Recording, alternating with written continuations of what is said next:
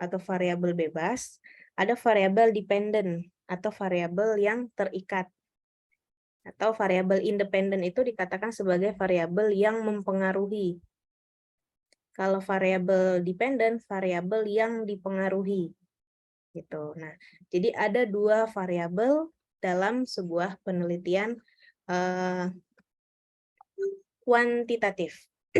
Nah, kemudian kenapa dalam variabel penelitian kuantitatif itu harus ada yang namanya variabel X dengan variabel Y? Harus ada karena penelitian kuantitatif itu dia melihat sebab akibat. Mungkin ini kemarin sudah dijelaskan ya. Karena variabel kuantitatif, karena penelitian kuantitatif itu melihat sebab akibat. Itu apakah karena sebuah metode pengajaran menyebabkan mengakibatkan si siswa ini bisa berbicara bahasa Arab dengan baik. Apakah faktor lingkungan menyebabkan si siswa ini bisa berbicara dengan lancar? Apakah faktor latar belakang pendidikan sebelumnya, anak-anak yang alumni dari pesantren, begitu S1 ke PBA, itu menyebabkan mereka lancar berbahasa Arab saat S1 gitu. Nah, jadi kalau kuantitatif, nah itu sifatnya sebab akibat. Tapi kalau kualitatif tidak. Kalau kualitatif melihat seluruh faktor. Bukan hanya karena latar belakang pendidikan saja, si anak ini pintar berbicara bahasa Arab. Karena memang dia punya motivasi yang tinggi untuk belajar. Karena memang ini, nah gitu. Jadi tidak melihat dari satu sudut pandang kalau kualitatif. Kalau kuantitatif hanya melihat dari satu sudut pandang. Gitu. Jadi dibentuk dalam namanya variabel. Ada variabel X, ada variabel Y. Sudah ingat? Variabel X itu variabel bebas, variabel Y itu variabel yang terikat. Gitu.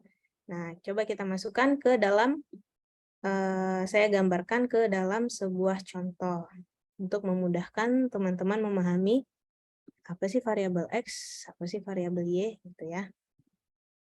Nah, saya cari dulu apa ya.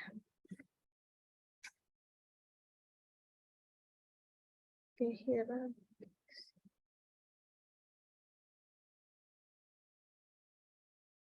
Pakai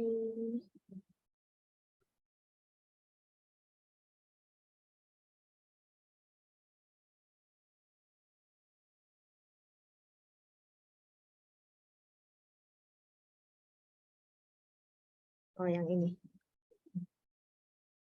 Oke. Ada variabel X, ada variabel Y. Tadi variabel X apa, Nazwa? Variabel X. Variabel bebas. Variabel X, variabel bebas. Kalau Y itu apa, Rida? Terikat.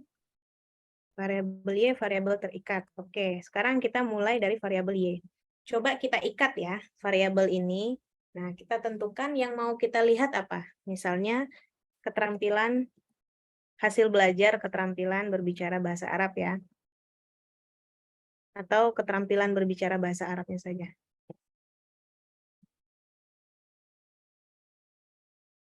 Oke. Nah, ini sudah kita ikat. Namanya kan variabel terikat ya. Si Y ini sudah kita ikat. Nah, sekarang saya coba tanya satu persatu kepada teman-teman. Coba saya tanya ke Satmiko. Satmiko, kira-kira si siswa itu punya keterampilan berbicara bahasa Arab yang baik itu kalau apa? Kalau dari gurunya memberikan apa misalnya gitu. Menurut Satmiko. Maksudnya gimana maksudnya? Jadi yang menyebabkan Satmiko ini punya keterampilan berbicara bahasa Arab yang baik itu karena apa? Salah satu faktornya. Dari gurunya mungkin bisa karena biasanya orang masuk pelajaran atau masuk materi atau apa dari gurunya itu Dari metode ya, metode hadir. yang diberikan gurunya berarti ya, yang digunakan guru. Ya. Ya, coba kita letakkan di sini metode.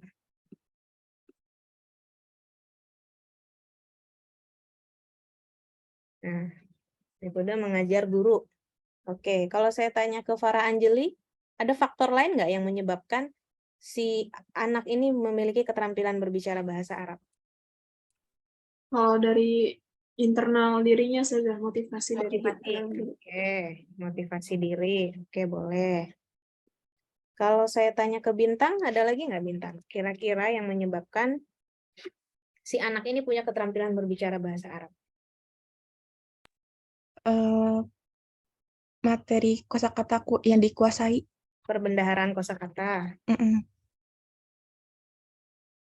Oke. Kalau Siti Inayah? Apa yang menyebabkan si anak ini bisa memiliki keterampilan berbicara bahasa Arab yang baik? Faktor lingkungan menentukan tidak? Lingkungan belajar. Menentukan juga saja. Lingkungan belajar, oke boleh. Ada lagi nggak sih? Kira-kira menurut teman-teman? Silakan. Boleh bersuara semuanya. Kira-kira apa lagi? Apa harus ditunjuk nih? Haidar. Haidar, menurut Haidar apa lagi Haidar? Karena dia tinggal di daerah Arab, Ustaz. Latar belakang pendidikan lah taruh ya. Ya, Ustaz. Latar belakang. Sebenarnya ekonomi sih itu ya kalau pernah tinggal di mana ya. Nah, tapi kita coba latar belakang pendidikan deh. Pernah belajar bahasa Arab misalnya. Nah, ini itu adalah gambaran dari dua variabel yang tadi saya jelaskan. Variabel Y itu variabel yang terikat. Artinya kita sudah ikat ini si variabel Y. Kita itu mau melihat apa sih? Gitu. Kita itu mau melihat apa? Boleh hasil belajar keterampilan berbicara bahasa Arab, hasil belajar apa, atau apa, dan lain sebagainya. Gitu. Nah, variabel X itu variabel yang bebas. Dia bebas, boleh yang mana saja. Artinya, jika nanti Fadlia, Fadia, Hanan, Kaisar, dengan Rasyad Sidik mau meneliti, sama-sama penelitian variabel Y-nya itu mengenai keterampilan berbicara bahasa Arab, Fadlia bisa meneliti hanya dari sudut pandang metode mengajar guru. Fadia fokusnya hanya di motivasi diri. Hanan fokusnya hanya di perbendaharaan kosakata. Kaisar fokusnya hanya di lingkungan belajar, dan Rasyad fokusnya di latar belakang pendidikan. Gitu. Jadi artinya variabel Y itu adalah variabel yang sudah diikat. Sementara variabel X adalah variabel bebas. Dia bebas mau yang mana saja yang mau kalian tentukan. Gitu. Nah, jadi gambaran dari variabel X dengan variabel Y seperti itu. Nah, untuk penelitian S1, variabel X-nya cukup satu saja. Variabel Y juga cukup satu saja. Gitu. Jadi misalnya Rasyad Sidik mau meneliti pengaruh motivasi diri terhadap keterampilan berbicara bahasa Arab. Atau hubungan motivasi diri dengan keterampilan berbicara bahasa Arab. Itu bisa dilakukan sebuah penelitian. Gitu. Cukup satu variabel X dengan satu variabel Y. Tapi kalau sudah ranah pendidikan strata S2, kalau S2 itu variabel X-nya ada dua. Misalnya pengaruh motivasi diri dan lingkungan belajar terhadap keterampilan berbicara bahasa Arab. Gitu. Atau bahkan kalau di S3 variabelnya bisa, variabel X-nya bisa ada dua, variabel Y-nya juga bisa ada dua. Gitu. Jadi semuanya dicari keterikatannya, mana yang paling tinggi pengaruhnya, motivasi diri kah terhadap keterampilan berbicara atau lingkungan belajarnya. Gitu. Nah, ini gambaran dari variabel X dengan variabel Y. Sampai sini teman-teman bisa memahami bedanya variabel terikat dengan variabel bebas. Jadi kalau variabel terikat itu variabelnya sudah kita ikat. Kita tentukan apa yang mau kita hasilkan. Nah, apa yang mau kita lihat nih endingnya. Nah, barulah kita cari faktor-faktor penyebab si variabel Y itu. Nah, terus kita pilih satu. Seperti itu. Nah, kemudian untuk penelitian kuantitatif sendiri kan ada 3 ya. Ada korelasional, ex post facto, dengan eksperimen. Nah, ini adalah gambaran-gambaran variabel yang menentukan jenis penelitian teman-teman. Jadi, misalnya lingkungan belajar, apakah bisa dieksperimenkan? Nah, kalau lingkungan belajar itu tidak bisa dieksperimenkan. Latar belakang pendidikan juga tidak bisa dieksperimenkan. Kenapa? Karena dia tidak bisa diberikan perlakuan, tidak bisa diberikan tindakan. Nah, tapi kalau metode mengajar guru itu bisa. Nah, nanti lebih jelasnya teman-teman akan memahaminya secara lebih dalam di nanti pertemuan minggu depan tentang eksperimen korelasional dengan ekspos faktor. Untuk saat ini teman-teman perlu mengetahui dulu apa bedanya variabel X dengan variabel Y. Cukup sampai di situ. Nah, jadi nanti Fadlia akan tahu nih, oh kalau saya pakainya lingkungan belajar, saya berarti pakainya bukan eksperimen, tapi korelasional, misalnya gitu. Oh kalau saya latar belakang pendidikan, saya pakainya bukan korelasional, tapi ex post facto. Nah jadi nanti yang penting untuk saat ini teman-teman mengetahui dulu bedanya variabel X dengan variabel Y. Nah metode apa yang akan digunakan? Nah nanti bertahap pertemuan yang akan datang. Gitu. Sampai sini bisa difahami bedanya variabel X dengan variabel Y? Oke, ada pertanyaan mengenai variabel X dengan Y?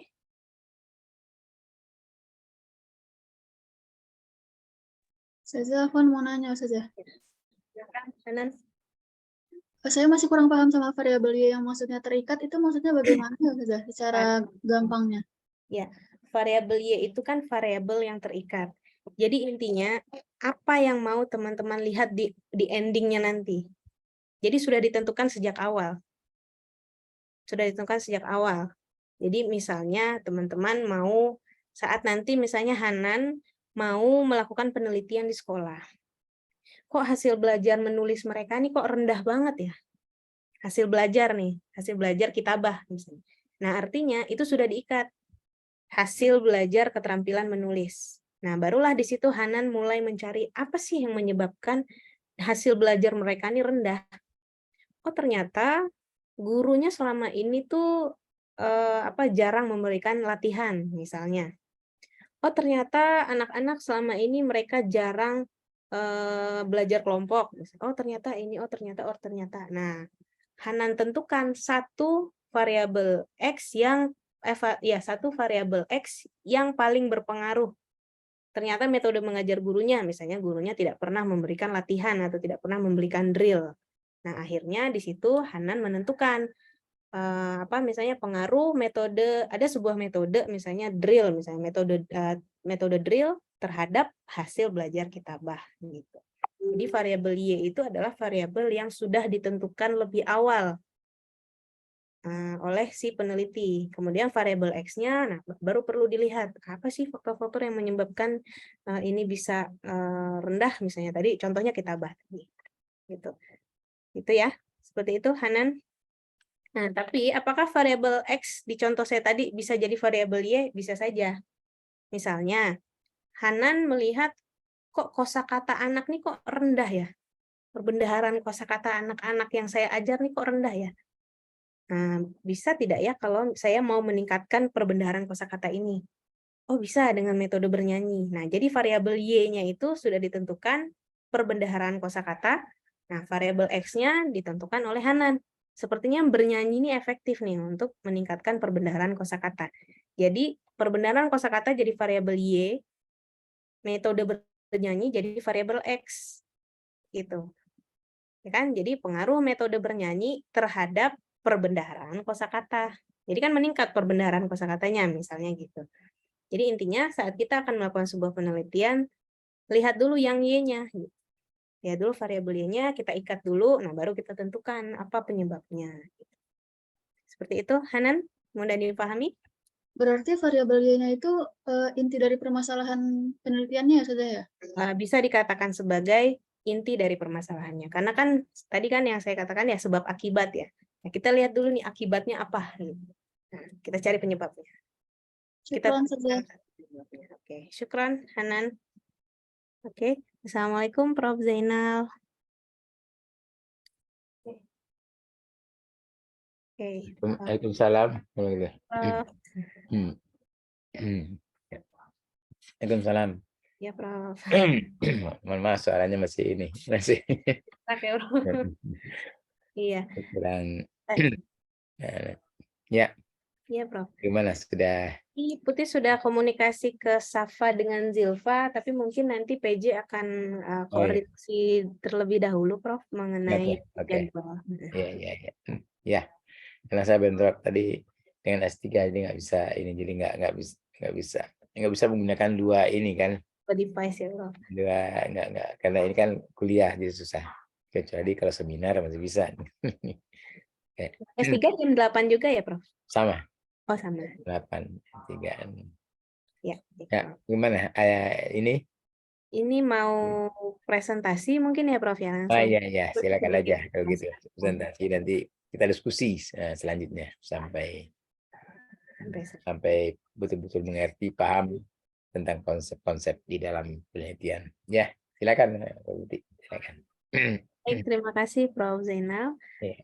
Berikutnya, kelompok 1 sudah siap? Nabila, Rizka, Satmiko, Kaisar? Sudah? Insyaallah siap. Ya, oke. Silakan mulai presentasi dan menayangkan PowerPoint-nya. Dipersilakan.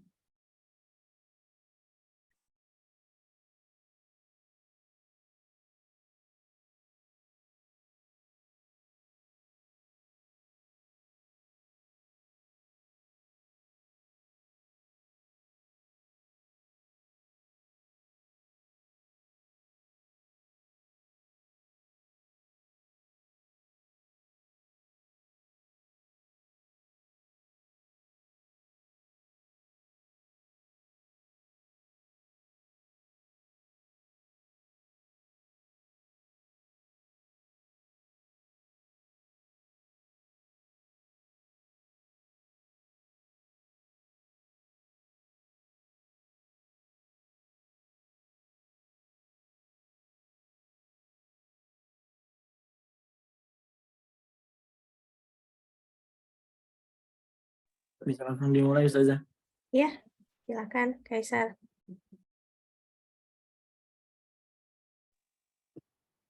Yang terhormat Profesor Dr. Zainal Rafi MPD, yang terhormat Ustazah Dr. Putih Zulhardi MPD. Alhamdulillahirrabbilalamin, wa bihi nasta'in wa ala umur dunia waddin. Wassalatu wassalamu ala asrafil anbiya wal mursalin, Sayyidina Muhammad wa ala alihi wa sahbihi ajma'in, amma ba'du. Pertama-tama marilah kita panjatkan puja dan puji syukur kita atas kehadirat Allah Subhanahu wa taala yang telah memberikan kita nikmat sehingga kita bisa berkumpul di Zoom meeting kali ini. Yang kedua, salawat beriringkan salam kita curahkan kepada junjungan kita Nabi besar Muhammad Sallallahu Alaihi Wasallam yang telah membawa umatnya dari zaman kegelapan ke zaman terang benderang. Yang ketiga, saya sebagai moderator yang akan membimbing jalannya presentasi pada kali ini. Adapun kelompok kami yang pertama ada Fiska Rahma, yang kedua ada Kaisar Galang, saya sendiri, dan yang ketiga ada Nabila Lapasau, dan yang terakhir ada Satmiko Kurniawan.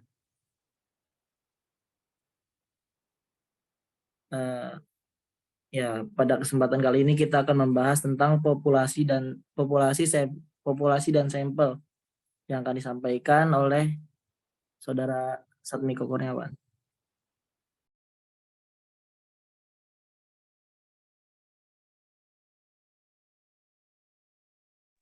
Oke, terima kasih, Kaisar. Oke, yang pertama ada populasi. Di sini populasi itu memberikan pengertian populasi wilayah generasi yang terdiri objek atau subjek yang menjadi kuantitas atau karakteristik tertentu. Jadi keseluruhan objek penelitian itu dapat terdiri dari makhluk hidup, benda, gejala, terus peristiwa sebagai sumber data yang mewakili karakteristik tertentu dalam suatu penelitian. Unit analisis adalah unit satuan yang akan diteliti atau dianalisis. Oke, di sini di dalam populasi ini dapat dibantu oleh 4 faktor, yaitu ada isi, satuan, cakupan atau skop, dan terakhir waktu. Dan populasi dapat dibedakan menjadi dua bagian, yaitu populasi target dan populasi survei. Populasi target itu apa sih?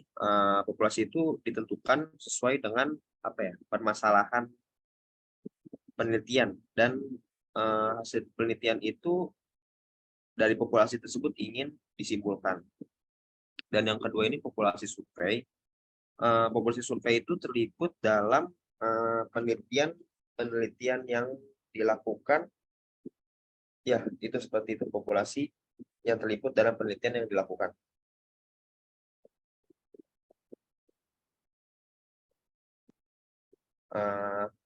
Lalu di sini ada contoh penelitian tentang pendapatan keluarga petani di Kabupaten Bogor tahun 2019.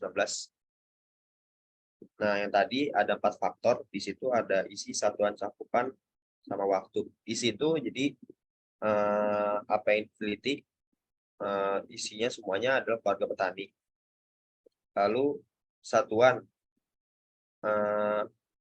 petani penggarap atau pemilik tanah. Terus cakupan atau skop itu Kabupaten Bogor, yaitu wilayahnya, dan waktu itu pada tahun 2019.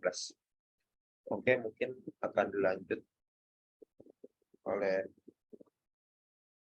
teman saya. Ya, terima kasih Sob Miko. Selanjutnya ada sampel. Nah, menurut Bapak Sugiono, sampel adalah sebagian dari jumlah dan karakteristik yang dimiliki oleh populasi. Nah, sedangkan menurut Arikunto, sampel adalah bagian dari populasi atau sebagian atau wakil populasi yang diteliti.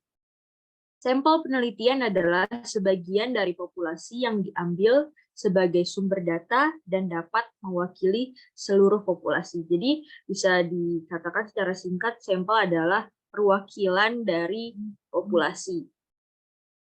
Oke, boleh di next. Nah, alur pemikiran populasi dan sampel, jadi dari temuan kita akan mempunyai sebuah populasi yang mana jumlahnya sangat banyak, bisa sangat banyak dan tidak terlalu banyak, dan jika itu sangat banyak, maka kita membutuhkan beberapa subjek atau objek penelitian saja, jadi tidak semuanya, karena apabila kita melakukan penelitian kepada semua subjek atau objek penelitian yang ada dalam populasi, itu akan memakan waktu yang banyak serta biaya yang tidak sedikit.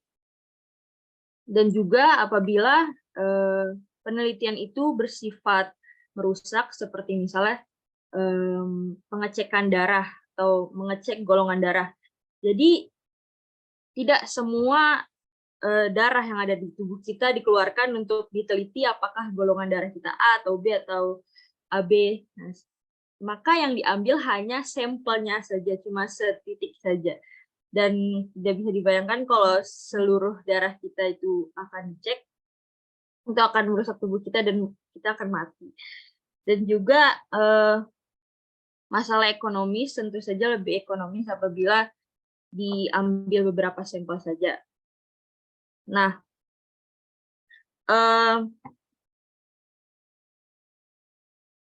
apakah besar sampel sama dengan representatif? Nah, representatif itu apa sih? Representatif itu adalah sampel yang memiliki ciri karakteristik yang sama dengan ciri karakteristik populasi. Karena sampel itu kan hanya beberapa.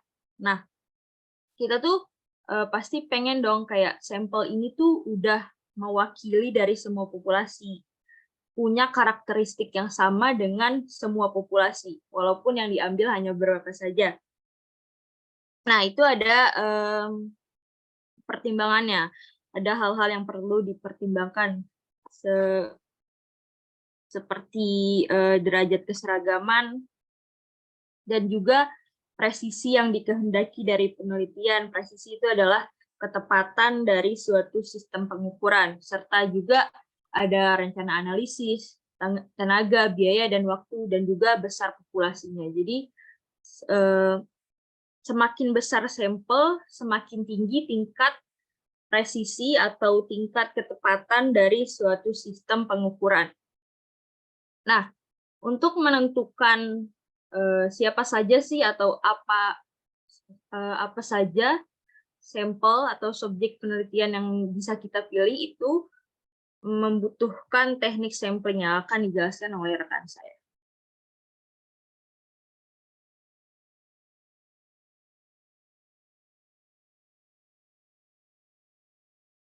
Oke, selanjutnya adalah syarat sampel. Syarat sampel ada dua. Yang pertama akurasi atau ketepatan, dan yang kedua adalah presisi. Akurasi atau ketepatan yaitu tingkat ketidakadaan bias atau kekeliruan dalam sampel. Dengan kata lain, makin sedikit tingkat kekeliruan yang ada dalam sampel, makin akurat sampel tersebut. Tolak ukur adanya bias atau kekeliruan adalah populasi. Agar sampel dapat memprediksi dengan baik populasi, sampel harus mempunyai selengkap mungkin karakteristik populasi. Itu yang disebutkan oleh Nanlin pada tahun 1976. Yang kedua adalah presisi. Presisi memiliki tingkat presisi estimasi. Presisi mengacu pada persoalan sedekat mana estimasi kita dengan karakteristik populasi. Presisi diukur oleh simpangan baku atau standar error.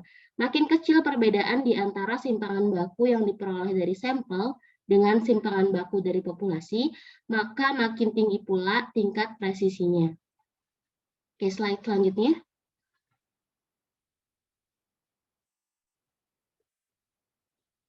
Selanjutnya adalah teknik sampling. Teknik sampling yaitu proses pengambilan sebagian data atau elemen dari populasi yang lebih besar untuk dijadikan representasi dari populasi tersebut. Teknik sampling diperlukan dalam berbagai penelitian dan survei untuk menghemat waktu, biaya, dan sumber daya. Terdapat dua jenis utama dari teknik sampling. Yang pertama ada probability sampling atau sampling berdasarkan probabilitas, dan non-probability sampling, yaitu sampling tanpa mempertimbangkan probabilitas.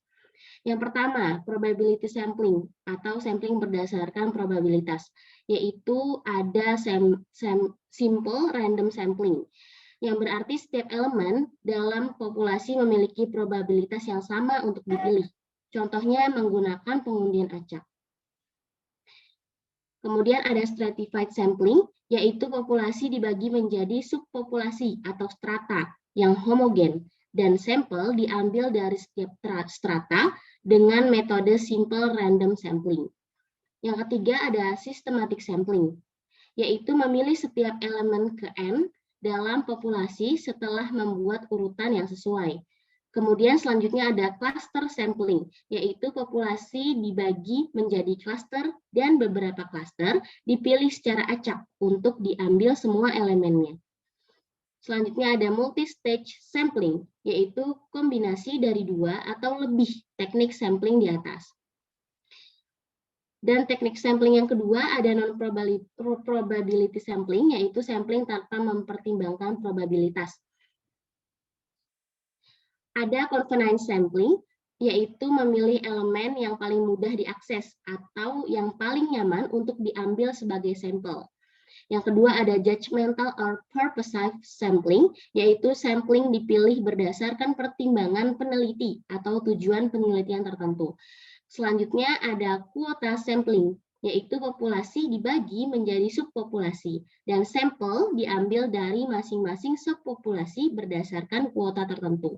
Dan yang terakhir ada snowball sampling, yaitu digunakan dalam penelitian dengan populasi sulit dijangkau, di mana informan awal memberikan rekomendasi untuk informan lain. Ya, selanjutnya akan dijelaskan oleh rekan saya.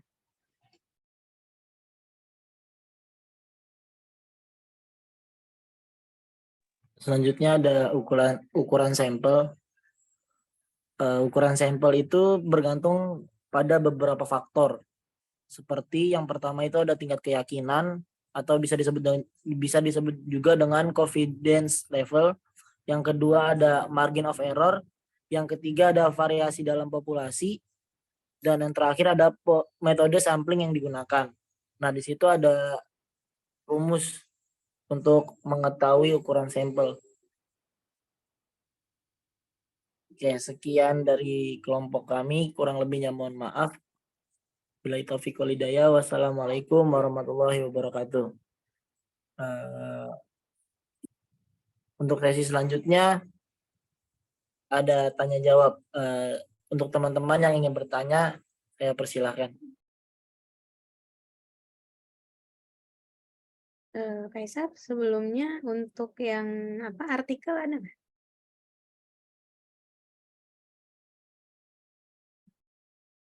Hasil dari artikel. Ada di makalah bisa.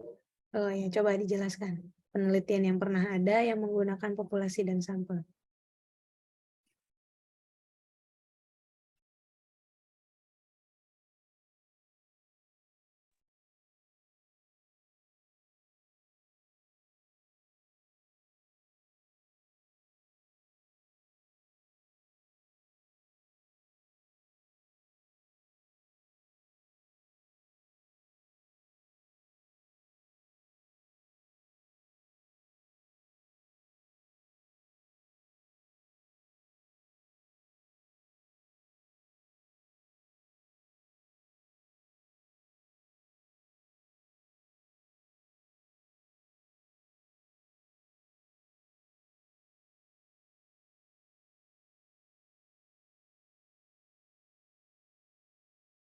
Ya, bagaimana?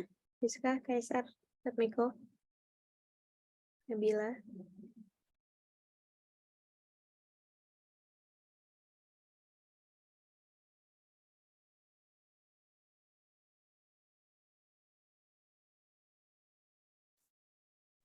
Afwan sebentar ya Ustazah.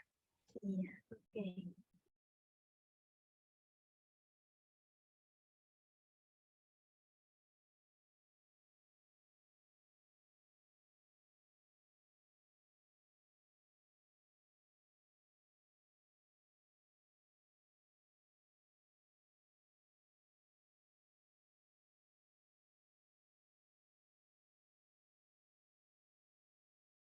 Ya, mungkin boleh ke tanya. Oh ya, ada ya, sudah ya. Silakan. Nah, ya, itu boleh dijelaskan.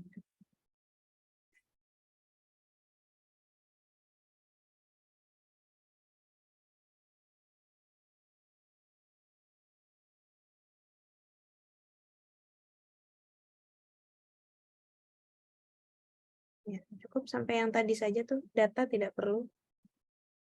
Nah, coba dijelaskan ini judulnya apa, terus sampelnya siapa, populasinya siapa, dan sampelnya berapa.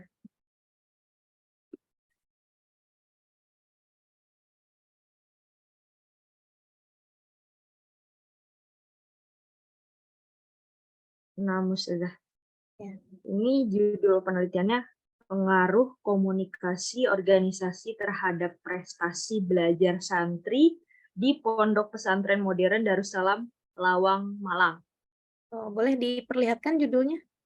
Oh, Paling atas ya? enggak Ustazah, ini cuma bab 3-nya aja. 3 aja ya. Apa tadi pengaruh? Pengaruh komunikasi organisasi terhadap prestasi belajar santri.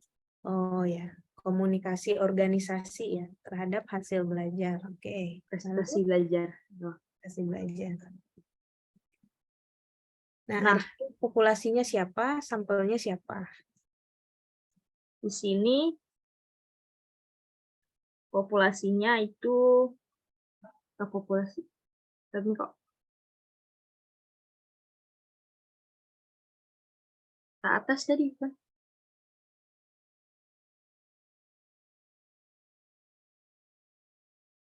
Ke atas lagi, paling awal biasanya nih. Nah, itu tuh. Nah, populasi yang diteliti pada penelitian ini adalah santri Pondok Pesantren Modern Darussalam Lawang Malang dengan jumlah santri sebesar 70 orang. Populasinya ada 70 orang. Jadi semua satu pesantren ya, satu pesantren 70 orang jadi populasi di penelitian ini ya. Iya. Oke. Nah, kalau sampelnya itu yang diambil dari populasi ada atas lagi.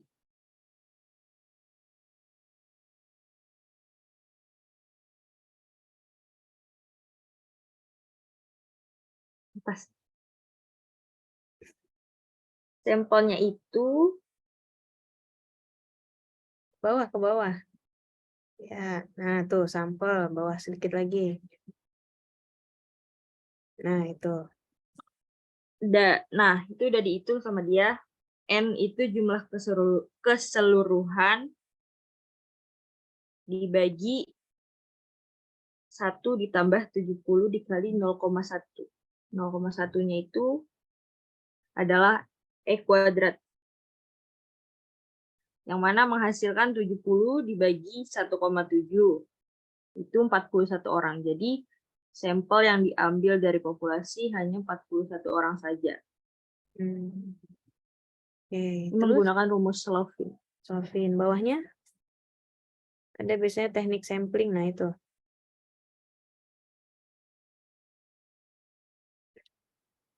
Coba dijelaskan, Rizka. Sudah. Teknik samplingnya itu menggunakan teknik simple random sampling. Jadi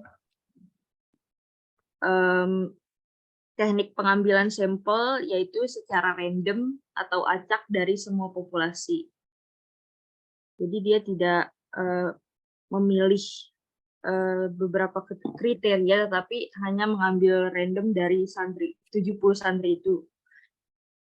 Nah, pada penelitian ini, sampel yang diambil secara keseluruhan ditentukan secara acak oleh pihak pondok pesantrennya dari masing-masing kelas. Diambil beberapa orang sampel yang kemudian dijadikan sebagai wakil dari masing-masing kelas tersebut. Jadi diambil dari beberapa kelas, perwakilan kelas-kelas, masing-masing kelas. Oke, terima kasih Fiska. Boleh dikatakan lagi tadi ke populasi? Nah, jadi kalau populasi kan total keseluruhan, artinya berarti komunikasi organisasi itu dilakukan oleh semua angkatan mungkin di pesantren ini. Karena tidak fokus ke hanya satu angkatan. Kalau seperti ini kemungkinan satu ya semua yang ada di pesantren itu bisa jadi ya, karena tidak disebut itu kelas berapanya atau angkatan berapa ya. Nah, jadi kita bisa memahami kalau populasi itu adalah seluruh santri yang ada di Pondok Pesantren Darussalam Lawang Malang. Kemudian itu populasi. Kemudian sampel tadi menggunakan rumus Slovin. Nah, tadi teman-teman kan juga pakai rumus ini ya tadi menayangkan tuh. Jadi N itu adalah jumlah total populasi. Jadi memang ada rumusnya. Nah, kenapa ada tadi 10% ya tadi bunyinya di atas tuh? Sebelum rumus itu ada angka 10. Dengan taraf kesalahan 10%. Nah, jadi ada rumus taraf kesalahannya tuh biasanya kalau sosial itu 5%. Maksudnya begini, kalau kedokteran itu taraf kesalahannya 1%. Jadi kalau dari 100 sampel, 1 yang gagal, nah dari 100 sampel nih, 1 yang gagal, kemungkinan besar itu berhasil. Berarti berhasil ke 99 orang, hanya 1 yang gagal. Berarti ada faktor lain yang menyebabkan kegagalan. Gitu. Nah, tapi kalau dari 100 sampel, yang gagal 5, artinya 5%, kalau di kedokteran tidak boleh. Gitu. Artinya ini produk masih gagal. Gitu. Hasil penelitiannya masih gagal. Tapi kalau di sosial, kita kan sosial nih. Taraf kesalahannya 5%. Nah, jadi kalau kesalahannya masih 5%, artinya dari 100 yang kita tes, ternyata yang gagal ada 5 misalnya, ya nggak apa-apa, itu berarti masih berhasil, karena 95 lainnya berhasil. Kalau kedokteran harus 99-nya yang berhasil, 1 yang gagal.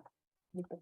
Kalau 10% kesalahan berarti ini dari 100 sampel misalnya ada 10 yang gagal, berarti yang 90 dianggap berhasil gitu. Jadi kalau rumus Slovin dia pakainya 10% kesalahan. Jadi memang ada rumusnya untuk menentukan jumlah sampel. Kalau sampelnya besar, kalau populasinya cuma 30 dan tidak sulit untuk tidak sulit untuk mengangkat semua menjadi sampel, ya 30-30-nya boleh diambil. Karena ini 70, misalnya satu pesantren pula, nah terus perlu ada sampel, ya Seperti ini salah satu contohnya. Nah, sampel ini dihasilkan bahwa dari 70 yang menjadi sampel tadi 41 ya. 41. Nah, boleh ke bawah. Nah, kemudian bagaimana mengambil yang 41 itu? Nah, diambil dengan tekniknya apa tadi? Simple random sampling. Ke bawah. Nah, pakai simple random sampling. Simple random sampling ini masuknya ke probability sampling ya. Probability dan kan ada tadi dijelaskan probability dan non-probability. Probability itu maksudnya semua populasi memiliki peluang yang sama untuk menjadi sampel. Ya, peluangnya sama. Bisa jadi misalnya Farah Farah berpeluang untuk jadi sampel dalam penelitian ini. Bintang juga berpeluang, Zilfa juga gitu. Jadi simple random sampling ini adalah teknik pengambilan sampel secara random, acak. Jadi dia acak aja, ambil sini, ambil sini, ambil sini, sini gitu. Yang penting sudah memenuhi kuota sampai 41 orang. Itu teknik yang simple random sampling. Nah, tadi ada dijelaskan juga probability sampling itu ada banyak tadi ya, ada 5 ya kalau tidak salah dijelaskan oleh kelompok ini. Nah, itu adalah teknik-teknik pengambilan sampel. Jadi misalnya dari 70 populasi ternyata anak-anaknya beragam misalnya.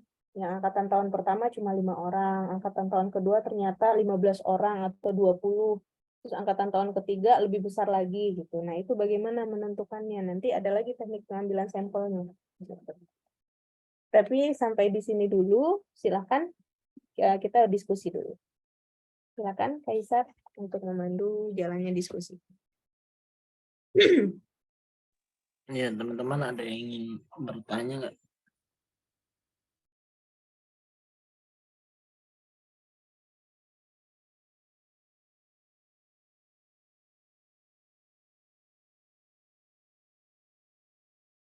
Silakan, ada yang ingin bertanya?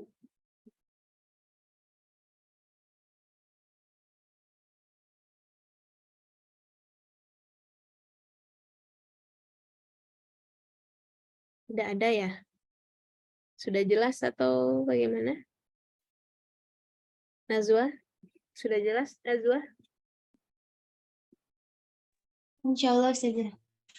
Ini yang off cam ini ada nggak? Efkar, Safa, Fadia, Heti, Radifa.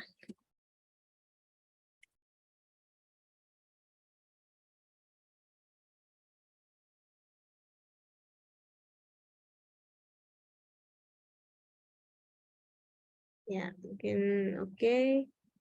Sudah jelas ya berarti ya. Yasmin ada pertanyaan, Yasmin?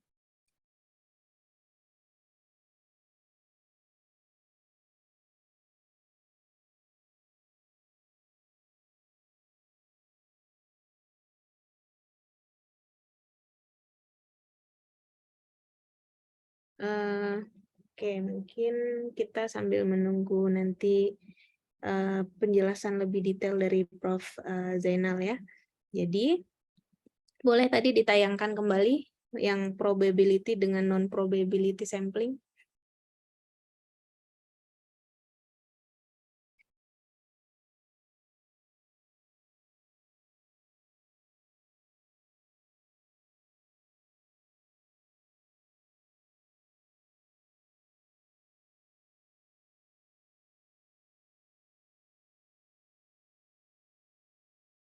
Apa tadi yang menayangkan? Ditayangkan lagi tadi slide-nya.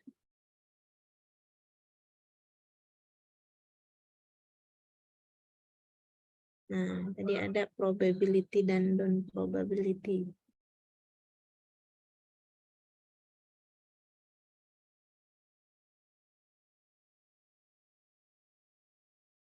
Nah, itu. Nah, jadi tadi kan populasi itu adalah seluruhnya. Jadi kalau tadi contohnya ada 70 ya, contoh yang diangkat oleh Fiska dan teman-teman. Nah, ternyata setelah dihitung sampelnya cukup ambil 41 saja. Nah, bagaimana dalam mengambil yang 41 ini? Ada yang kita bisa pakai probability sampling atau non-probability sampling. Probability sampling itu artinya semua orang, semua santri yang ada di pesantren itu memiliki peluang untuk menjadi sampel.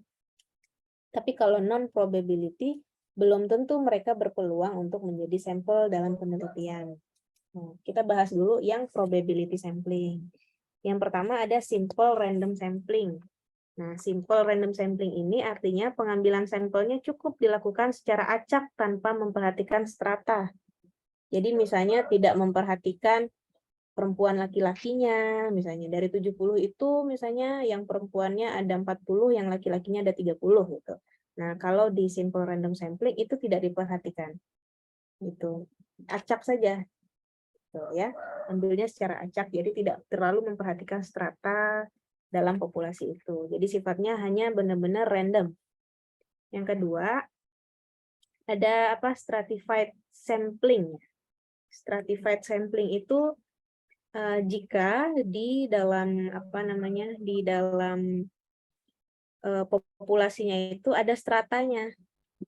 Strata itu misalnya mungkin kita katakan sebagai angkatan misalnya. Jadi di pesantren itu taruhlah ada 3 angkatan. Nah, jadi setiap angkatan harus ada keterwakilannya. Misalnya setiap angkatan di situ ada yang 20, ada yang 30 dan lain sebagainya. Disitulah ditentukan. Jadi adil. Gitu, ya. Nah, jadi stratified sampling artinya adil. Nah, boleh stratanya dan lain sebagainya itu ditentukan. Kemudian ada systematic sampling. Kalau systematic sampling tuh apa tuh yang didapatkan oleh kelompok ini? Sampling sistematik tuh kalau saya tidak salah itu semuanya diberi nomor. Jadi 1 sampai 70 diberi nomor. Kemudian dihitung secara sistematis. Jadi misalnya yang ganjil-ganjil gitu. Jadi dari 70 mau diambil 41. Nah, yang semua yang ganjil diambil dulu. Kemudian yang genap baru diambil untuk memenuhi sampai ke 41 gitu. Kalau systematic sampling itu jadi 70 itu dikasih nomor. Nah, terus diambil misalnya sudah ditentukan. Atau misalnya Najwa sudah sudah diurutkan, misalnya urut abjad atau urut apa terserah. Nah, kemudian langsung diambil 1 sampai 71 1 sampai 41 gitu. Jadi sampelnya itu diberi nomor cara menentukannya. Gitu. Kalau simple random sampling kan tadi random, diambil aja mana yang ada, mana yang dapat gitu kan, mana yang bisa. Kalau stratified sampling, jika misalnya sampelnya ternyata ada stratanya. Nah, strata itu taruhlah angkatannya. Jadi ditentukan per angkatan masing-masing perwakilannya sekian. Misalnya 41 dibagi 3 angkatan. 41 dibagi 3 ketemunya 13. Nah, berarti masing-masing angkatan keterwakilan 13 orang. Ambil 13 orang saja. Gitu. Kalau systematic sampling, itu artinya sudah diberi nomor oleh si peneliti. Kemudian penelitilah yang menentukan nomor berapa yang akan diambil. Tuh, ya. Kalau cluster sampling itu ada namanya area sampling.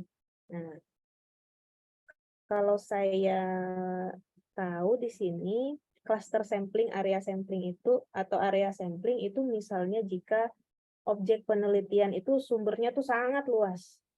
Jadi misalnya tadi pesantren Darussalam se-Indonesia gitu misalnya. Mungkin dia punya cabang-cabang. Misalnya dia punya cabang-cabang gitu ya. Nah, jadi cluster sampling itu dia mengklasterisasi. Misalnya pesantren ini cabangnya ada 10. Itu. Nah, ditentukan. Berarti dari 10 itu semua populasinya ada berapa. Nah, nanti dia akan tentukan. Jadi keterwakilan dari daerah sana sekian gitu. Jadi ini sifatnya lebih kepada penelitian yang memang luas gitu. Cakupannya sangat luas, misalnya se-DKI Jakarta gitu yang kemarin saya pernah jelaskan ya. Se-DKI Jakarta, nah, lalu kemudian ditentukan lagi, diklasterisasi lagi Jakarta Timur, Jakarta Barat, Jakarta Selatan dan Jakarta Pusat sama Utara, berarti ada 5. Nah, dari 5 itu di dalamnya ada berapa kecamatan misalnya. Nah, keterwakilan kecamatannya harus dapat berapa. Jadi kalau cluster sampling itu atau area sampling itu untuk populasi yang sangat luas, sehingga perlu diklasterisasi dulu untuk menentukan jumlahnya.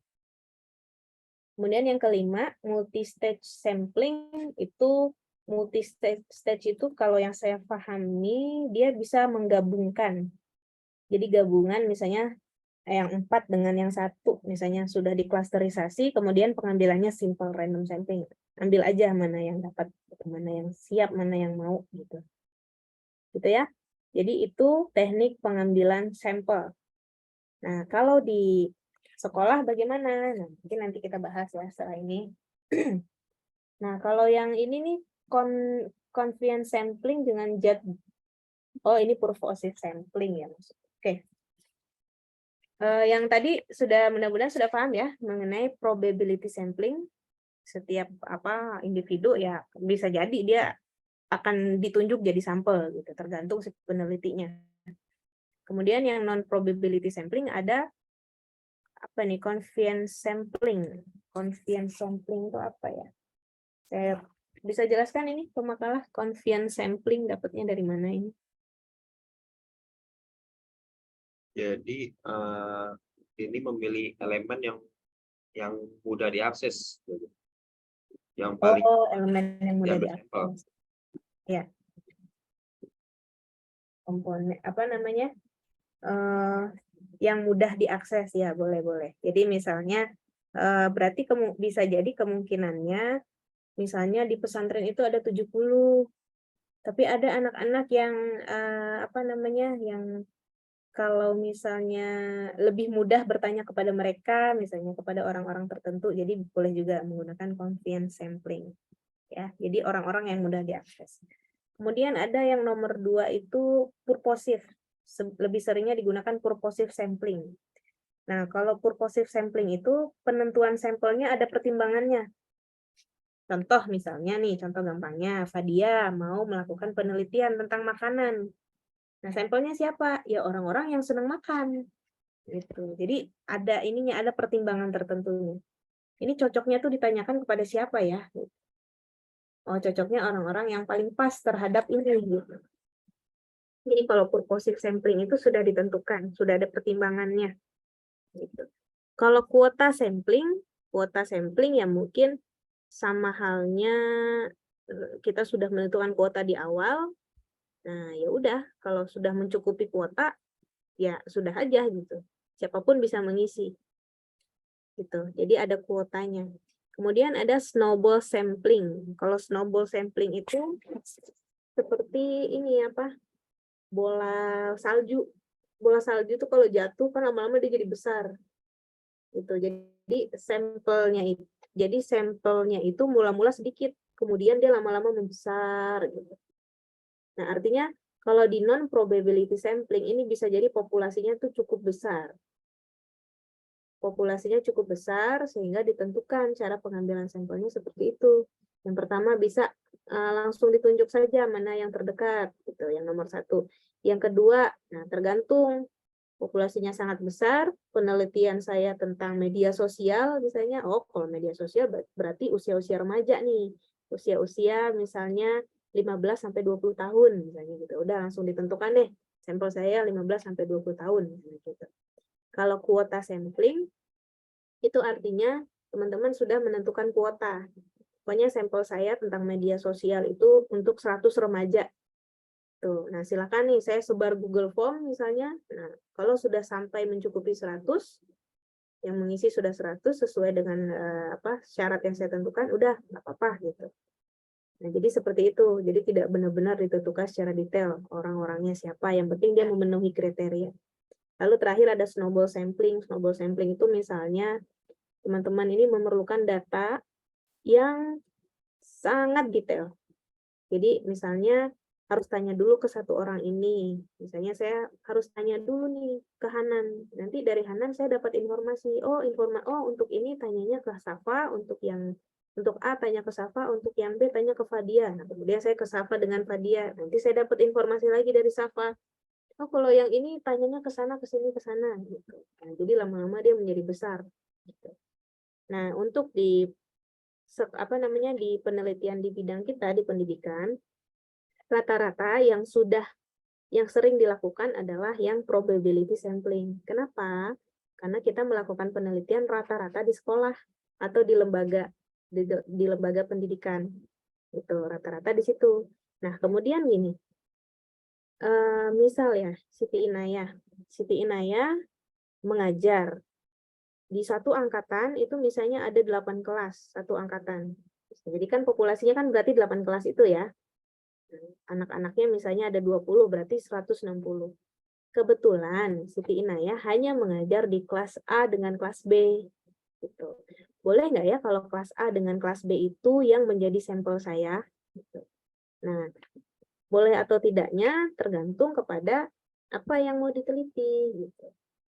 Nah, misalnya boleh, artinya di situ Inayah sudah menentukan di situ. Sudah menentukan, oh berarti kalau saya langsung ambil kelas A, kelas B, ya udah saya berarti simple random sampling. Karena saya sudah, saya nggak bisa, sorry, systematic class. Iya, lebih ke simple random sampling. Karena itu diberikan random kepada saya, gitu. Saya nggak bisa menentukan lagi. Saya tidak bisa menentukan, nggak bisa bikin nomor dan lain sebagainya, gitu kan? Karena kan kalau kelas nggak bisa dipisah-pisah, itu artinya sudah random didapatkan, gitu ya. Oke, silakan ada pertanyaan lebih lanjut dari teman-teman. Itu untuk teknik sampling. Nah, kalau ukuran sampel tadi kan ada rumusnya. Nah, terkadang ada juga tabel. Di Google tuh kalian tinggal buka aja penentuan jumlah sampel dengan taraf kesalahan 5% misalnya gitu. Itu udah ada tuh tabel yang isinya misalnya populasinya ada 70. Nah, langsung di situ udah ada tabel, lihat udah ada angkanya 58. Contohnya di buku Sugiono ya, ini yang saya pegang. Nah, atau misalnya saat googling pun bisa saja penentuan jumlah sampel dengan taraf kesalahan 5%, misalnya gitu. Nyarinya gitu. Nanti langsung ketemu, langsung dapat tuh. Misalnya sampel populasinya 160. Nah, dengan kesalahan 5% berarti dibutuhkan sampel 110 dari 160. Tapi ada juga namanya tadi apa? Sampel jenuh. Sampel jenuh itu saat populasinya kecil. Misalnya Fiska mengajar ya di sekolah itu cuma ada satu kelas itu. Nah, di satu kelas ada misalnya anaknya jumlahnya 25. Nah, kalau dilihat itu yang menjadi sampelnya hanya 23. Kan nggak mungkin yang 2 dikeluarkan dulu dari kelas. Kamu keluar dulu ya, kamu nggak jadi sampel, nggak mungkin. Nah, kalau begitu ambil aja semua. Jadi kalau dan biasanya kalau sekolah itu kan tidak mungkin kita menentukan sampelnya berdasarkan angka-angka ini. Contohnya tadi misalnya Siti Inayah sedang kebetulan dapat kelas A dengan kelas B. Gitu ya. Sudah cukup kelas A, kelas B, semuanya diambil, jangan dihitung-hitung lagi. Semuanya aja langsung diambil gitu, nggak perlu dihitung-hitung lagi nih. Misalnya kelas A, kelas B nih jumlahnya 60. Tapi ternyata di dalamnya ini ada 65 nih, gimana gitu. Ya udah nggak apa-apa, ambil aja semua. Gitu. Yang penting kan klaster ya, kelas A dengan kelas B-nya sudah terklasterisasi gitu sudah. Kamu sudah dapat kelas, ya udah eksperimen di sana gitu. Nah, nanti hasil eksperimennya bisa digeneralisasi ke seluruh kelas. Seluruh kelas walaupun tidak jadi sampel penelitian. Gitu. Karena kan mereka satu populasi. Gitu ya. Oke. Ada pertanyaan teman-teman?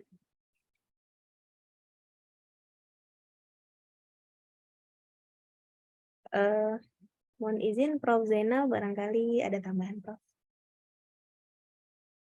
Iya. Terima kasih Prof. Iya. Mungkin. Ini kan latarnya kadang kabur. Oh iya Prof. Saya ganti dulu. Mungkin tanpa background ya Prof. Iya.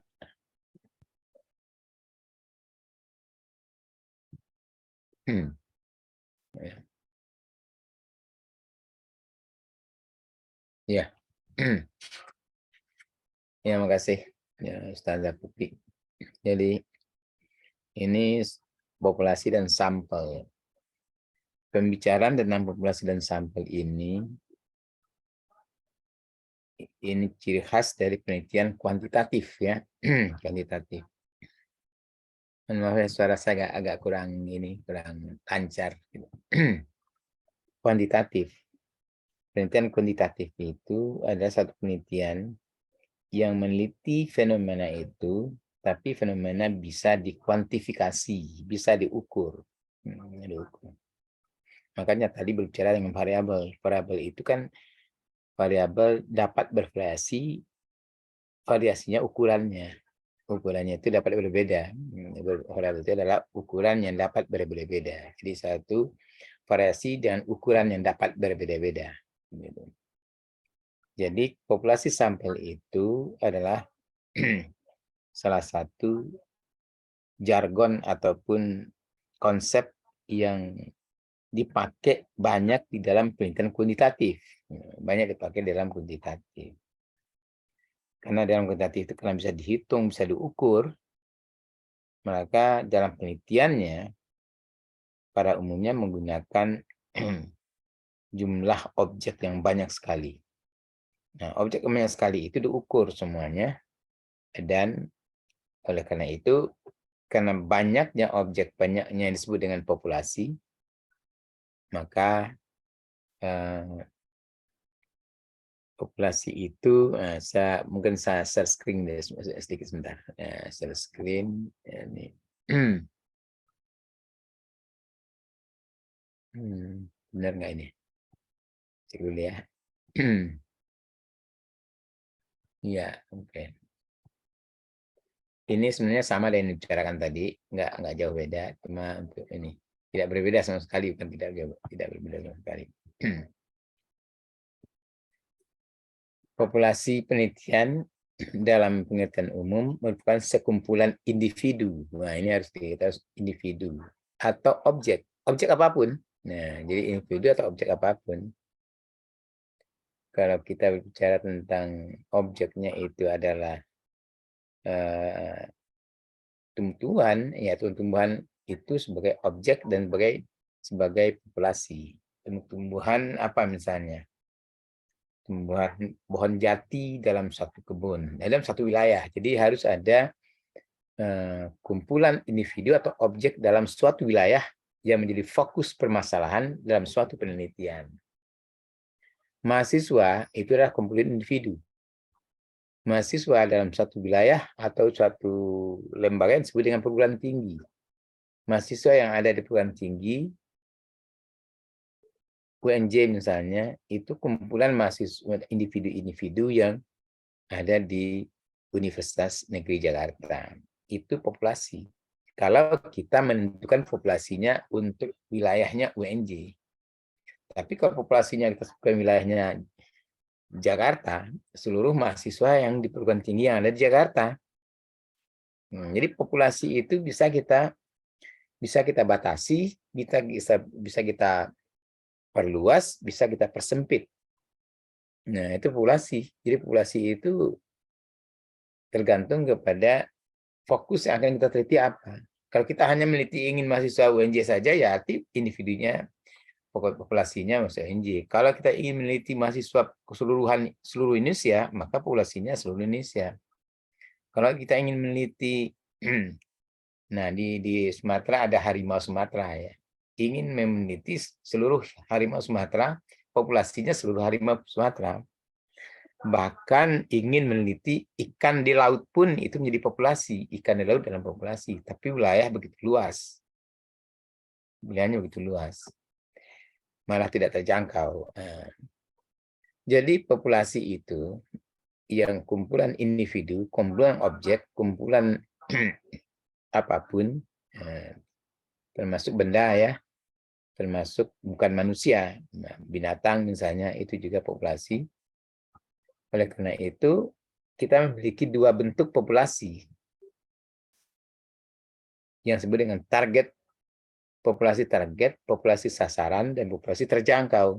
Dalam bahasa Inggrisnya disebut dengan target population, populasi target, dan populasi terjangkau. Kalau kita menyatakan mahasiswa seluruh Indonesia, itu populasi target. Itu artinya kita tidak bisa menjangkaunya. Karena itu kan sudah sasaran itu. Kalau populasinya burung yang terbang di hutan belantara yang ada di Jawa Barat, itu juga target population yang memang tidak mungkin kita bisa mengakses semua. Biasanya kita meneliti mahasiswa, kita harus menentukan wilayahnya dulu. Mahasiswa itu mahasiswa apa? Mahasiswa program studi bahasa Arab di perguruan tinggi, kependidikan di bawah Kementerian Pendidikan dan Kebudayaan. Itu harus jelas wilayahnya itu. Jadi harus disebutkan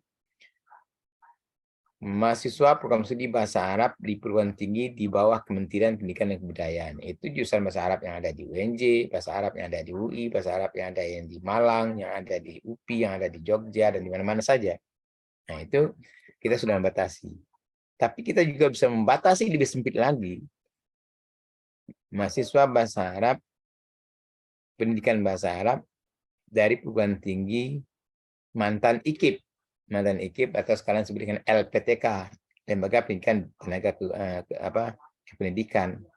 Nah, itu ada bahasa Arab yang ada di UNJ, bahasa Arab yang ada di UPI Bandung, bahasa Arab ada yang di Malang, UM Malang, bahasa Arab yang ada di Universitas Makassar ya, di Makassar.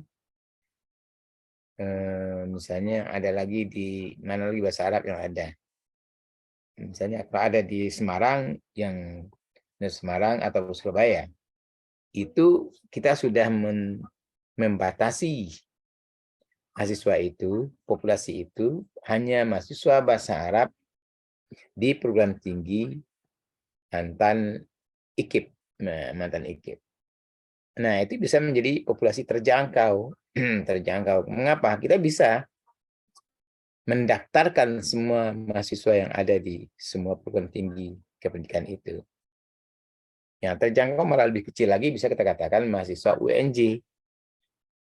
Tapi kita harus spesifikasi lagi wilayahnya. Mahasiswa UNJ itu harus yang terdaftar pada tahun 2023. Nah, itu menjadi terjangkau. Kita tinggal masuk ke apa istilahnya kalau dulu namanya adalah apa yang daftar mahasiswa kita bisa memperoleh dari bidang apa ini? Siakat. Siakat. Ya, ada siakat kan, siakat. Ada di siakat. Itu terjangkau namanya. Jadi sesuatu yang bisa kita buatkan, kita identifikasi individunya secara tegas, itu namanya terjangkau. Artinya, nah di sini nanti bisa kita tuliskan apakah nomor urutnya dan segala macamnya sehingga kita catat semuanya. Itu accessible population. Target population itu biasanya tidak bisa diketahui. Ikan di laut kita tidak bisa mengetahui target population. Tapi populasi itu harus diingat, populasi di dalam penelitian macam-macam. Kalau dalam ilmu fisik, populasi itu tidak pengaruh wilayahnya, karena dia biasanya dan sedikit juga dia bisa menjadi representatif.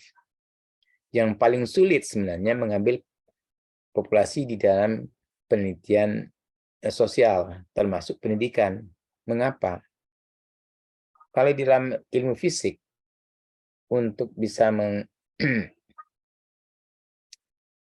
artinya untuk bisa melihat sampel dari suatu zat di dalam satu zat kimia, itu sedikit saja kita ambil sudah terjelaskan. Contoh saja ilmu fisik misalnya, kopi dalam satu gelas, itu kalau kita untuk menentukan apa sejauh mana pahit atau manisnya, itu hanya seujung sendok kita udah tahu.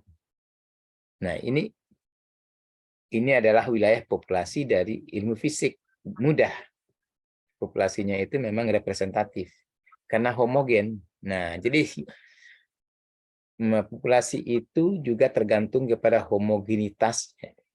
Dalam ilmu fisik, populasi homogen, rata-rata homogen sekali. Ilmu-ilmu sosial, populasi tidak homogen, malah heterogen sekali. Kalau kita bicara mahasiswa UNJ, malah kan mahasiswa bahasa Arab, UNJ saja, itu heterogen. Kenapa heterogen? Kemampuannya beda-beda. Kemampuannya macam-macam kan, kemampuan bahasa Arabnya. Bahasa Arab pun beda-beda. Kemampuan bicara, menyimak, membaca, dan menulisnya beda-beda. Kemampuan kemudian secara psikologis, motivasinya beda. Sikapnya juga beda. Itu adalah populasi memang manusia. Kalau berhadapan dengan manusia, itu populasi yang sangat heterogen. Menjadi sulit. Nah, disinilah sebabnya di dalam penelitian populasi, di dalam penelitian sosial, ilmu pendidikan juga, penelitian terhadap populasi untuk ilmu sosial itu sulit dibandingkan penelitian populasi untuk ilmu fisik. Ilmu fisik. Sulitnya karena kita heterogen sekali. Kalau kita mengambil sampel dari mahasiswa bahasa Arab UNJ, bahwa rata-rata mahasiswa bahasa Arab itu adalah mahasiswa yang sangat taat beragama atau sangat tidak meninggalkan sholat 5 waktu.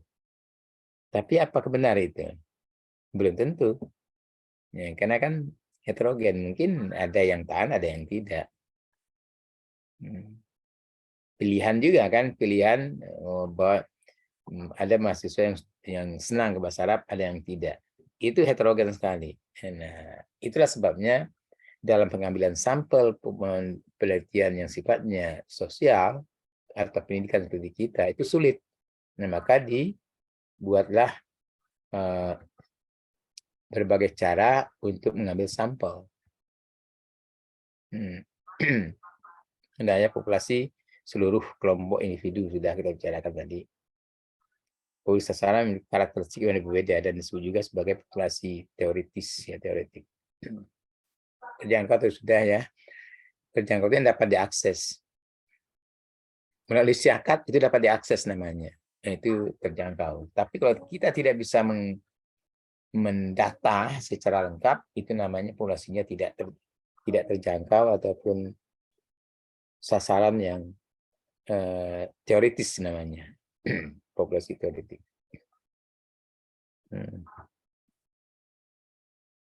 Nah, teknik pengambilan sampel di dalam ilmu sosial itu memang sulit sekali tadi. Tadi sudah sebutkan, memang ada yang disebut dengan non-probability, ada non-probability.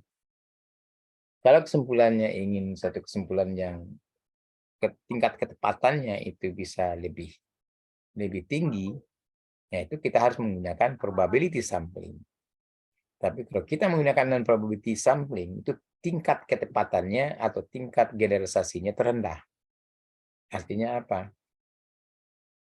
Kalau kita ingin menyatakan mengambil kesimpulan mahasiswa bahasa Arab UNJ, kita harus betul-betul tahu karakter mahasiswa bahasa Arab itu. Yang jelas dia kan mempunyai strata.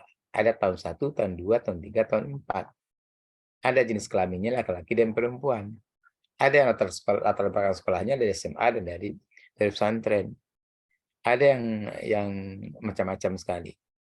Nah, untuk mengambil sampel seperti ini, ya, kita harus gunakan kita pertimbangkan semua kemungkinan yang menyebabkan dia berbeda. Laki-laki perempuan berbeda. Jadi kalau mengambil sampel supaya dia representatif, untuk sampel kalau sampelnya itu laki-lakinya ada 10, perempuannya 10, kalau kita ambil sampel misalnya separuhnya 55, kita harus ngambil 5 laki 5 perempuan, jadi seimbang. Tidak boleh dari 20 itu kita ambil banyak laki-laki, itu berarti tidak probability sampling jadinya. Nah, jadi harus sama. Demikian juga latar belakang sekolahnya. Harus mempertimbangkan asal dari sekolahnya, dari pesantren atau dari SMA. Itu populasi sampling. Nah, tetapi untuk memudahkan, ini dibuat caranya dengan simple random sampling, stratified random sampling, Systematic random sampling, cluster random sampling, dan proporsional. Ada juga yang tadi multi-stage random sampling. Proporsional juga bisa, tapi simple itu sebenarnya menggunakan ini penelitian ini rata-rata bisa kita lakukan sampling probability dari populasi yang terjangkau. Nah, dari populasi yang terjangkau. Jadi jangan dari populasi yang tidak terjangkau, diambil probability sampling. Kalau populasi yang tidak terjangkau, larinya bisa ke non-probability sampling. Tapi kalau sudah non-probability sampling, kesimpulan kita tidak lagi bisa kita generalisasikan. Nah, kalau probability sampling, ini ada tingkat probabilitas tinggi. Artinya tingkat ketepatannya tinggi, tingkat validitasnya lebih tinggi dibandingkan dengan non-probability sampling. Simple random sampling ini bisa dengan menggunakan, dan ini sudah sering digunakan dengan menggunakan probabilitas setiap orang memiliki kemungkinan untuk bisa terpilih sebagai sampel. Nah, biasanya kita menggunakan yang paling sederhana adalah menggunakan daftar nama yang kita lotre atau kita undi. Nah, itu semuanya adalah sistem simple random sampling. Tapi simple random sampling dalam tabel simple random sampling juga ada. Diterbitkan oleh di dalam buku-buku statistik ada untuk mengambil simple random. Kalau jumlahnya sekian, ambil sekian. Jumlah sekian, ambil sekian. Dengan simple. Kalau sistematik tadi sudah disebutkan. Kelipatan berapa kita ambil. Misalnya kalau kita mengambil dari 100 kita ambil 10. Jadi kan ambil kelipatan 10.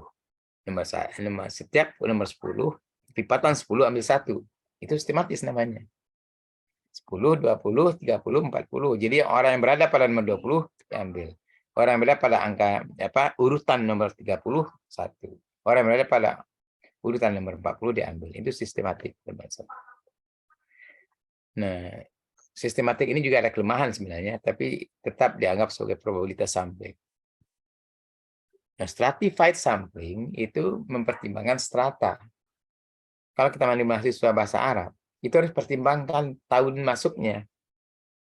Harus ada yang diambil di tahun 1, tahun 2, tahun 3, tahun 4.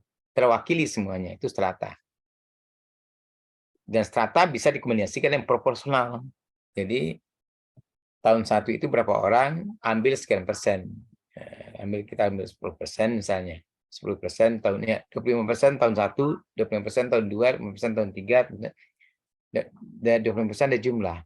Jadi stratified proportional random sampling gabung dia.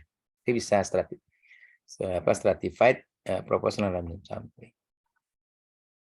Nah, kemudian cluster. Cluster itu tadi sudah sebutkan, cluster itu adalah sekolah kita cluster. Kita ngambil sekolah-sekolah yang SMA di DKI. 1, 2, 3, SMA 1, SMA 2, SMA 3. Itu cluster. Cluster SMA 1, cluster SMA 2, cluster SMA 3. Itu kita ambil perwakilannya nanti. Itu cluster random sampling. Cluster ini sama dengan wilayah juga. Wilayah kita ambil, misalnya wilayah Jakarta Timur, Jakarta Barat, Jakarta Pusat, Jakarta Utara, Jakarta Selatan. Itu bisa di cluster. Yang disebut dengan area sampling. Jadi area sampling dan cluster sampling itu sama. Ini. Nah, jadi ingat bahwa ini adalah untuk penelitian kuantitatif. Ya, sudah non-probability sampling sudah disebutkan tadi ya. Probability itu ada disebut convenience. Convenience itu seenaknya aja sebenarnya secara bahasa kasarnya ya. Jadi sesenangnya ketemu siapa aja. Kita mau meneliti mahasiswa UNJ. Kita berdiri di pintu keluar, ambil siapa yang ada, berapa yang kita ambil, mudah. Sesukanya kita aja sebenarnya ini convenient. Jadi yang kita mudah mengambilnya, tidak sulit. Yang kedua sebenarnya agak mirip, tapi agak lebih ketat sebenarnya ini, lebih ketat dengan mempertimbangkan berbagai hal. Yang ketiga kuota. Kuota itu dengan kuota kan, kuota sampling. Kuotanya berapa? Jadi kita gunakan kuota ini juga non probability ini. Kuotanya berapa untuk seperti haji ya, kuota Indonesia hajinya 200 juta. 200.000 kan. Kuota untuk Mesir sekian. Nah, ini kan kuota sistem ini tetapkan sendiri. Judgment itu tergantung kepada pertimbangan dari peneliti.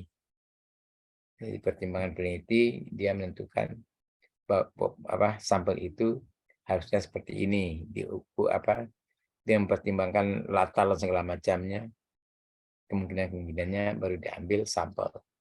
Snowball itu makin besar. Biasanya snowball itu mulai diambil satu, kemudian yang satu ditanyakan siapa kira-kira yang bisa menjelaskan ini. Katanya si B, si C. Kita lari ke si B, si C. Si B, si C, kita tanyakan lagi siapa. Makin banyak.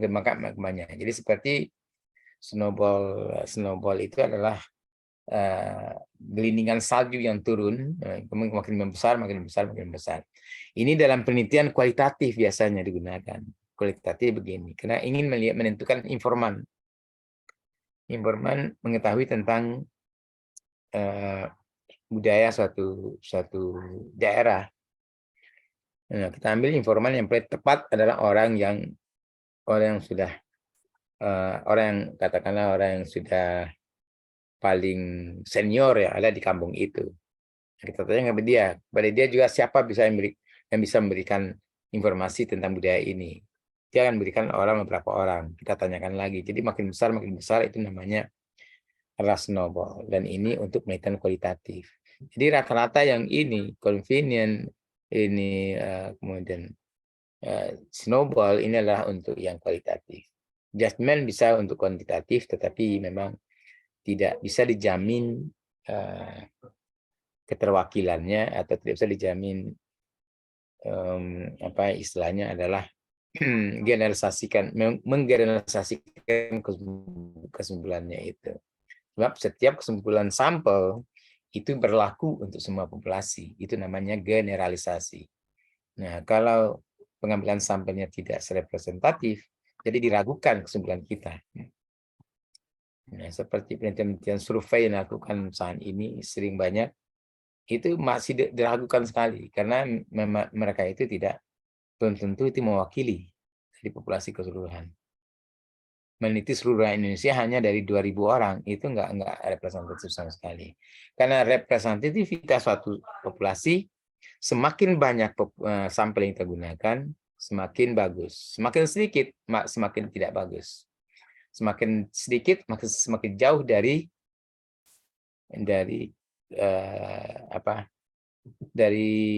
kesimpulan yang valid. Semakin banyak, semakin mendekati kesimpulan yang valid. Nah, itu intinya. Memang banyak teknik pengambilan sampel, tapi sebenarnya pada prinsipnya semakin banyak semakin baik, semakin sedikit semakin tidak baik pengambilan sampel. Begitu. Yang jelas memang tidak semua populasi bisa kita teliti karena akan memakan waktu, biaya, tenaga, dan bisa merusak populasi. Mungkin itu tambahannya Kak Putih. Ini suara nggak bisa dipaksakan ini. Mohon maaf Kak Putih. Nanti ini saya tarik ya. Baik, terima kasih banyak Prof. Zainal. Faktor cuaca ya Prof. Saya juga masih sama Prof. Sudah 3 minggu tenggorokan masih nggak baik. Nah, udah lama sekali ini nggak bisa ini boleh. Iya. Oke, teman-teman mahasiswa, penjelasan dari Prof. Zainal tadi sangat lengkap ya. Masih ada tersisa 7 menit, barangkali ada yang ingin bertanya, dipersilahkan.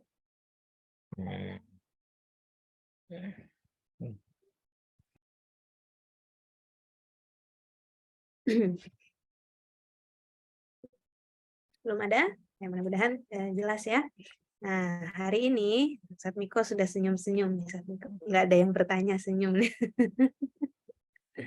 Oke, hari ini kita bahasnya fokusnya hanya di populasi dan sampel. Nah, nanti pekan depan kita sudah masuk ke metode-metode penelitian. Nah, jadi basis populasi dan sampelnya harus kuat dulu, basis variabelnya juga harus kuat dulu. Nah, pertemuan yang akan datang kita masuk ke korelasional dulu kalau tidak salah, penelitian korelasional. Jadi nanti teman-teman yang ada di kelompok 2 bahas mengenai penelitian korelasional, bagaimana karakteristiknya, bagaimana langkah-langkahnya, dan sajikan juga penelitian boleh ya, dapat dari repositori UNJ boleh, dari artikel penelitian yang ada di Google Scholar pun juga boleh yang berkaitan dengan korelasional. Usahakan yang berkaitan dengan bahasa Arab penelitiannya. Jangan keluar dari bahasa Arab. Itu seperti tadi yang disajikan oleh kelompok ini, yang disajikan oleh Fiska, Nabila, Kaisar dengan Satmiko ya. Jadi memang yang berkaitan dengan kebahasa Araban. Jadi usahakan jadi kalau teman-teman memberikan contoh, contohnya juga contoh-contoh yang berbahasa Arab gitu. Jadi lebih kaya gitu kita dengan informasi atau penelitian-penelitian yang pernah ada mengenai bahasa Arab. Gitu ya. Untuk mencari jurnal atau artikel sudah tahu, buka aja Google Scholar, nah terus ketik gitu ya. Ketik aja misalnya penelitian korelasional bahasa Arab. Nah, biasanya nanti muncul tuh judul-judul yang berkaitan kata kunci yang mirip dengan itu. Penelitian eksperimen tentang keterampilan berbicara bahasa Arab misalnya gitu. Atau penelitian eksperimen tentang metode mengajar yang efektif. Biasanya nanti muncul menggunakan kata kunci. Ya, teman-teman. Oke. Bisa kita cukupkan ya pertemuan hari ini ya. Kalau di sini saya lihat di kehadiran yang tidak hadir itu Azka, Fatihila ada ya, Fatihila. Yang tidak hadir berarti Azka, Hanina dengan Ikhlas ya. 3 orang ya yang tidak hadir, yang selebihnya saya anggap hadir. Oke, Prof, mohon izin mungkin bisa kita akhiri ya, Prof. Ya, tetap aja. Baik. Di depan, ya. Ya, baik. Nanti untuk yang kemungkinan perpindahan jadwal nanti saya komunikasi lagi dengan Safa dan Zilfa dari PJ dari kelas ini ya, Prof. Bisa hari Rabu atau hari Jumat ya, Jumat pagi. Prof, full kosong ya, Prof, Rabu dan Jumat ya, Prof? Jumat itu sore ada, tapi pagi enggak. Kalau Rabu kosong. Rabu ya, atau kemungkinan di hari Rabu misalnya gitu ya, Prof ya. Karena saya kebetulan hari Jumat juga full, Prof. Oh iya. Ada yang daring, ada yang luring. Hari Rabu. Mungkin hari Rabu. Ya, mohon maaf ya, saya nggak bisa ngomong banyak sebenarnya. Ini udah kebanyakan. Iya, Prof. Baik, terima kasih banyak Prof Zainal. Kita nunggu yang jam 10 nanti ya. Ya, nanti lanjut lagi jam 10, Prof. Masih di link yang ini juga, Prof. Link yang sama. Kita tutup dulu ya. Ya, terima kasih banyak Prof Zainal. Baik, terima kasih banyak Prof Zainal. Untuk link presensi saya kira tidak saya kirim ya, karena kecuali 3 nama tadi sudah saya anggap hadir. Ya. Oke, terima kasih ya teman-teman. Nanti saya dengan Safa dan Zilfa lanjut komunikasi di WhatsApp ya, WhatsApp-nya PJ. Oke, kita beri applause dulu untuk pemakalah hari ini. Makalah hari ini telah menyajikan dengan baik, memberikan presentasi dengan baik. Jadi nanti bisa dibaca-baca lagi atau bisa disimak lagi recording dari Zoom. Oke, terima kasih teman-teman semua. Nakhtatim bi qiraati hamdalah. Alhamdulillahirabbil alamin. Oke, sampai jumpa lagi pekan depan. Billahi taufiq wal hidayah. Wassalamualaikum warahmatullahi wabarakatuh. Waalaikumsalam warahmatullahi wabarakatuh. Waalaikumsalam warahmatullahi wabarakatuh.